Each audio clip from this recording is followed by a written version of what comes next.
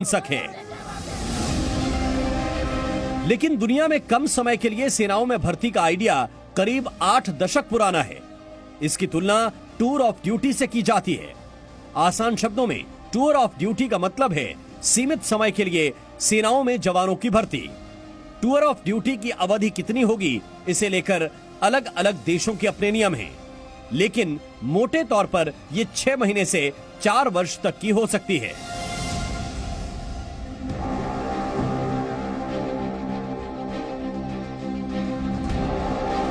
आगे बढ़ने से पहले टूर ऑफ ड्यूटी की कहानी बताते चलते हैं। टूर ऑफ ड्यूटी यानी सेवा के लिए दौरा। अब अगर दौरा है तो वो छोटा ही होगा।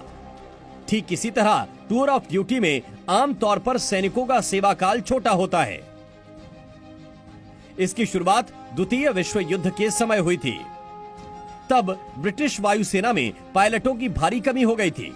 इसके लिए यह टूर ऑफ ड्यूटी का मॉडल लाया गया। सीमित समय और शर्तों के साथ पायलटों की भर्ती की गई। इसमें एक अहम शर्त थी कि उन्हें 2 साल में कम से कम 200 घंटे तक वायुसेना का विमान उड़ाना होगा। यह फॉर्मूला काफी सफल रहा, जिसे बाद में कई और देशों ने भी अपनाया। फिलहाल दुनिया के करीब 30 देशों में टूर ऑफ ड्यूटी स्कीम के तहत सेना में जवानों की भर्ती की जाती है। इनमें अमेरिका, ब्रिटेन, इजराइल, चीन, रूस, यूक्रेन, नॉर्वे, स्वीडन और ब्राजील जैसे देश शामिल हैं।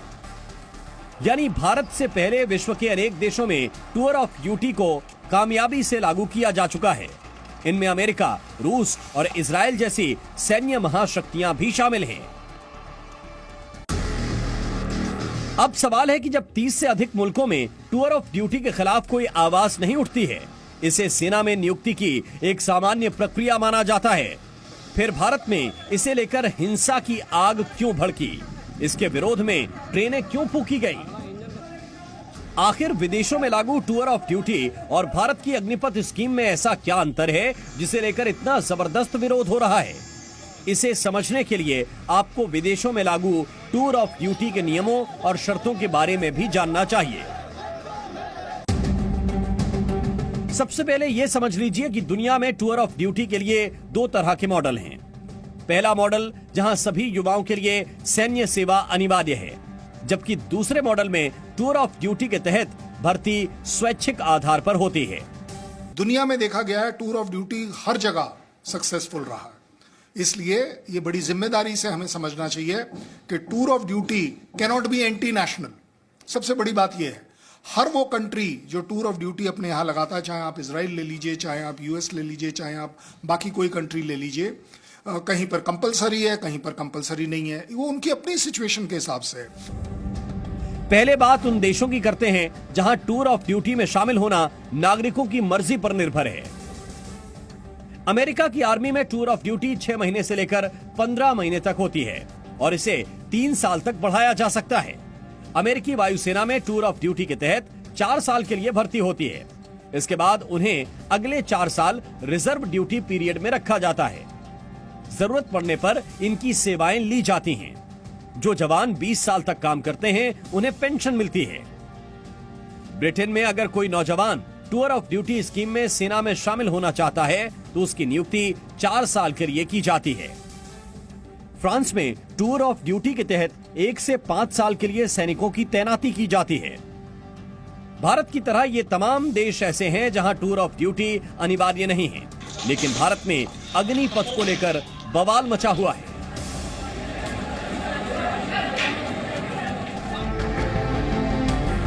अब हम आपको उन देशों के बारे में बताते हैं जहां टूर ऑफ ड्यूटी करना हर नागरिक की कानूनी जिम्मेदारी है, वो इससे बच नहीं सकता है।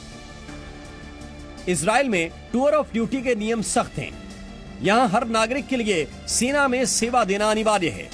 यह अवधि पुरुषों के लिए 3 साल है, महिलाओं के लिए 2 साल है। इनमें से 10% जवानों को सेना में स्थायी नौकरी दी जाती है। इन दिनों यूक्रेन के साथ युद्ध लड़ रहे रूस में टूर ऑफ ड्यूटी अनिवार्य है। रूस में 18 से 27 साल के बीच के नौजवानों को 1 साल के लिए सेना में काम करना कानूनन जरूरी है। इसके बाद इन लोगों को यूनिवर्सिटी एडमिशन में प्राथमिकता मिलती है। भारत के खिलाफ साजिश रचने वाले चीन में भी टूर ऑफ ड्यूटी अनिवार्य है। चीन में 18 से 22 साल तक के सभी युवाओं को 2 साल के लिए सेना में शामिल होना जरूरी है। उत्तर कोरिया में टूर ऑफ ड्यूटी स्कीम में सेना में 21 महीने की तैनाती होती है। ग्रीस और ब्राजील में 18 साल से ऊपर के सभी युवाओं को 1 साल के लिए सेना में काम करना अनिवार्य है। यूक्रेन, नॉर्वे और सिंगापुर में भी टूर ऑफ ड्यूटी अनिवार्य है। तो जिन देशों में टूर ऑफ ड्यूटी के तहत सैन्य सेवा अनिवार्य है, वहां के युवा भी 1 साल से लेकर 3-4 साल तक आर्मी में काम करते हैं। फिर भारत के युवाओं को अग्निपथ पर आक्रोश क्यों?